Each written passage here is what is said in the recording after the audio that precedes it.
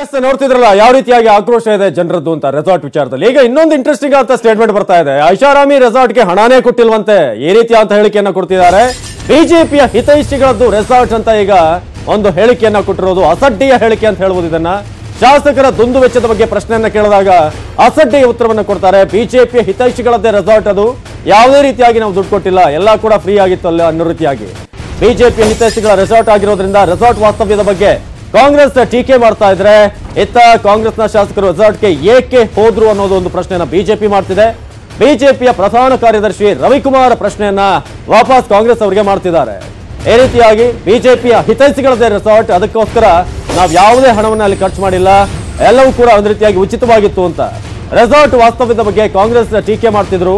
ಈಗ ಅವ್ರು ಯಾಕೆ ವಾಪಸ್ ರೆಸಾರ್ಟ್ ನಲ್ಲಿ ಈಗ ಅವರ ಶಾಸಕರನ್ನ ಇಟ್ಕೊಂಡಿದ್ದಾರೆ ಅನ್ನೋ ರೀತಿಯಾಗಿ ಈಗ ಪ್ರಶ್ನೆಯನ್ನ ರವಿಕುಮಾರ್ ಅವರು ಮಾಡಿರೋದು.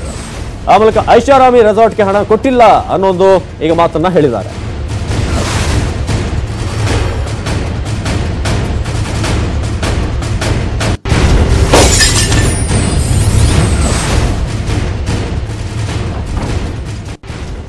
ಇನ್ನು ಈಗಲ್ಟನ್ ರೆಸಾರ್ಟ್ ನ ವೆಚ್ಚವನ್ನ ಭರಿಸೋದು ಯಾರು? ಕಾಂಗ್ರೆಸ್ ಆಪ್ತರದ್ದು ಅಥವಾ ಹಿತೈಷಿಗಳದ್ದು ರೆಸಾರ್ಟ್ ಅನ್ನೋದು ಬಿಜೆಪಿ ಅವರಂತೆ ಕಾಂಗ್ರೆಸ್ ನಾಯಕರು ಕೂಡ ಹೇಳ್ತಾರ? ಇದು ಪ್ರಶ್ನೆ. ಈಗ ಒಂದ್ ಕಡೆ ಬಿಜೆಪಿ ಅವ್ರನ್ನ ಪ್ರಶ್ನೆ ಮಾಡಿದ್ರೆ, ಈಗ ಅಲ್ಲಿರುವಂತಹ 104 ಶಾಸಕರ ವೆಚ್ಚ ಏನಿದೆ ಅದೆಲ್ಲವನ್ನೂ ಕೂಡ ಅಲ್ಲಿ ಏನ್ ಕೂಡ ವೆಚ್ಚ ಆಗಿಲ್ಲ, ಅದು ಹಿತೈಷಿಗಳದ್ದು ಅಂತ ಹೇಳ್ತಾರೆ. ಹಾಗಾದ್ರೆ ಕಾಂಗ್ರೆಸ್ನವರ ಉತ್ತರ ಏನ್ ಹೇಳ್ತಾರೆ? ಕಾಂಗ್ರೆಸ್ನ ಆಪ್ತರದ್ದು ಅಥವಾ ಏನಾದ್ರೂ ಬೇರೆ ಕಾರಣಗಳನ್ನ ಕೊಡ್ತಾರಾ? ಬಿಜೆಪಿ ಅವರಂತೆ ಕಾಂಗ್ರೆಸ್ ನಾಯಕರು ಹೇಳ್ತಾರ ಅಥವಾ ಇರು ವಿಚಾರಗಳನ್ನ ತಿಳಿಸ್ತಾರ? ಈಗಾಗಲೇ ಡಿ ಕೆ ಸುರೇಶ್ ಅವರು ಕೂಡ ಮಾತನಾಡ್ತಾ ಹೇಳ್ತಾ ಇದ್ರು, ಏನು ಕೂಡ ಫ್ರೀ ಇಲ್ಲ ಅನ್ನೋ ರೀತಿಯಾಗಿ. ಸೊ ಸದ್ಯಕ್ಕೆ ಈಗ ಎರಡೂ ಪಕ್ಷಗಳಿಗೆ ಪ್ರಶ್ನೆ, ರೆಸಾರ್ಟ್ ನ ಖರ್ಚನ್ನ ಯಾರು ನೋಡೋದು?